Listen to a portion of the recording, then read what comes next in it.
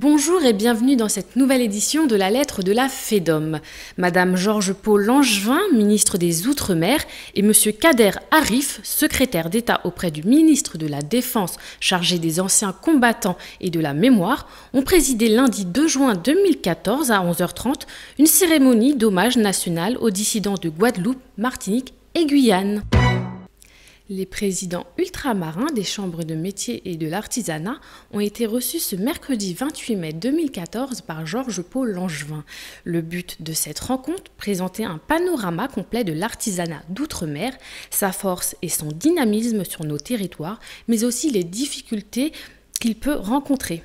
Parmi les nombreux dossiers abordés lors de cette rencontre, les dettes des entreprises, la BPI, mais aussi le RSI. Arnaud Montebourg et Georges-Paul Langevin ont reçu les élus guyanais au sujet de la création de la Société publique minière de Guyane. Cette rencontre avait pour objectif de faire le point sur le projet de création de la Société publique minière de Guyane. Le président de la République François Hollande avait souligné lors de son déplacement en Guyane en décembre 2013 que les pouvoirs publics proposeraient en lien avec les élus les moyens de redynamiser le secteur économique minier en Guyane, source potentielle de nombreux emplois et de ressources pour le développement du territoire. À la veille d'un rassemblement devant la préfecture de La Réunion pour la lutte contre le diabète, la députée de La Réunion Erika Barrette, saisie par la Mutualité de La Réunion, l'association Diabète Nutrition de La Réunion et l'Union des consommateurs de La Réunion, a interpellé dans un courrier la ministre de la Santé, Marisol Touraine, sur l'application de la loi sur la teneur en sucre dans les produits outre-mer. Rappelant que La Réunion doit faire face à un gros problème de taux de diabète, La Réunion est au 6e rang mondial des pays touchés par ce fléau. Elle a interrogé la ministre sur l'application de la loi numéro 2013-453 du 3 juin 2013 qui vise à garantir la qualité de l'offre alimentaire en Outre-mer, votée à l'initiative de la députée Hélène Vainqueur-Christophe. Philippe Mouchard est arrivé à la FEDOM depuis le 2 juin 2014 en tant que délégué général. Il remplace Annie Lanogorodsky qui occupait ce poste depuis janvier 2013 et qui dirigera désormais le think tank de la FEDOM avec Guy Dupont. Une réunion s'est tenue le 28 mai au ministère de l'Outre-mer sur la mise en application de la loi de finances pour 2014 sur les réformes de la défiscalisation et la mise en place du crédit d'impôt. Les procédures notifiées sont en cours d'examen à Bruxelles et le ministère a bon espoir que la réponse sera donnée pour le 1er juillet 2014. Si tel n'était pas le cas, tout serait mis en œuvre pour éviter une période blanche, prolongation de la validité de la défiscalisation probablement. La ministre devait prochainement se rendre à Bruxelles. Un compte-rendu complet de cette réunion a été adressé vendredi directement à l'ensemble des adhérents de la FEDOM. La FEDOM a été invitée à participer à la matinée d'information et d'échange organisée à Paris le mardi 27 mai par le comité de tourisme des îles de Guadeloupe, au cours de laquelle ont été présentées les principales actions menées en 2013. Cette réunion, organisée par l'antenne Europe du comité du tourisme des îles de Guadeloupe, CTIG, avec les partenaires socio-professionnels présents en Île-de-France et en France métropolitaine, était l'occasion d'un point sur le résultat des actions de promotion et de commercialisation de la destination. La région Réunion, les représentants du monde agricole et l'ADIR ont convenu d'un accord pour augmenter la présence des produits locaux dans les lycées de la Réunion, une bouffée d'oxygène pour l'économie locale, notamment l'agriculture, et une valorisation de la production locale dans les lycées.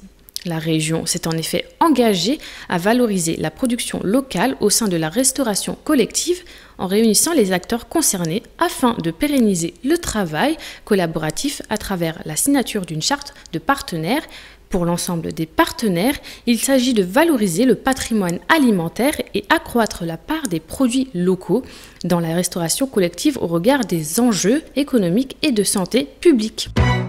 Le Comité français de l'Union internationale pour la conservation de la nature, l'UICN, a publié le 22 mai la stratégie biodiversité pour le développement durable de Mayotte. Le département possède un patrimoine naturel d'importance mondiale, un lagon de 1500 km² qui abrite 24 espèces de mammifères marins et 130 espèces d'oiseaux, rappelle l'UICN. Cependant, ce patrimoine naturel est fragile et vulnérable.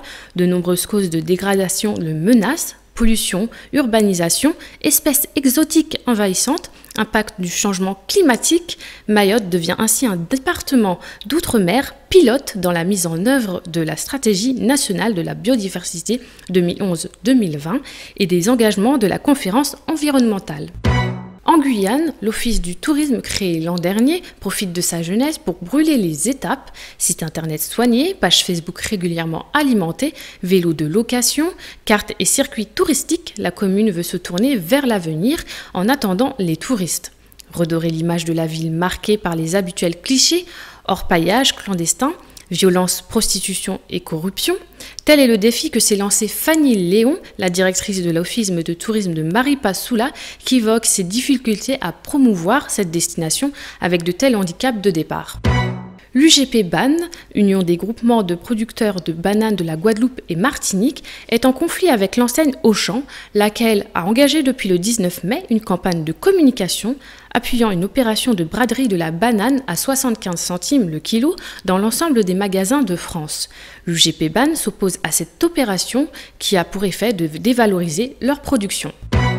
Patrick Cerveau, nouveau président de l'île de la Réunion Tourisme, a évoqué les pistes à mettre en place afin de relancer le tourisme réunionnais, parmi lesquelles l'arrivée attendue de touristes chinois suite à l'assouplissement par le gouvernement des procédures de visa annoncé par Laurent Fabius la semaine dernière. Nous accueillerons nos premiers touristes chinois en anglais et par nécessité, les professionnels initieront leurs collaborateurs au chinois. Des interprètes sont déjà prévus à La Réunion.